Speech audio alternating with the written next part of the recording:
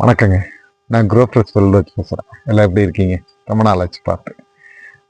அடுக்குமுறை பண்ணையம் அடுக்குமுறை பண்ணையம் சாத்தியமா? ஆடு, கோழி, மீன் ஒன்றா வளர்த்த முடியுமா? இது வளர்த்தனா லாபகரம் தானா? இது அப்படிங்கிற சந்தேகம் நிறைய பேர் இருக்காங்க. இதில் சிலரோட கருத்து முரண்பட்டு இருக்கு, இல்லை இது வராது அப்படிங்கிற மாதிரி எல்லாமே இது பண்ணியிருக்காங்க. இது நிறைய பேர் செஞ்சிட்டு இருக்காங்க. இது நல்லாவே வளரும்.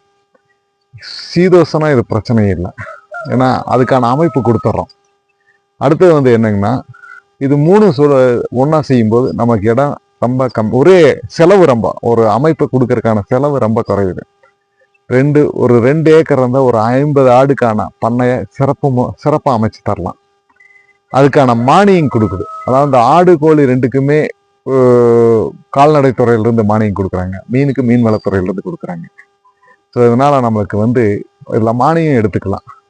அடுத்தது இதனோட ஒரு 50 ஆடு ஒரு உதாரணத்துக்கு ஒரு 50 ஆடோட ஒரு பண்ணை ஆரம்பிச்சிங்கன்னா உங்களோட அத்தனை செலவுகளும், அதாவது அந்த தோட்டத்துக்கான குத்தகையிலிருந்து நீங்கள் உங்களோட மேற்பார்வை செலவிலிருந்து அத்தனையுமே எடுத்தாலும் கூட ஒரு 50,000 ரூபா நிற்கி.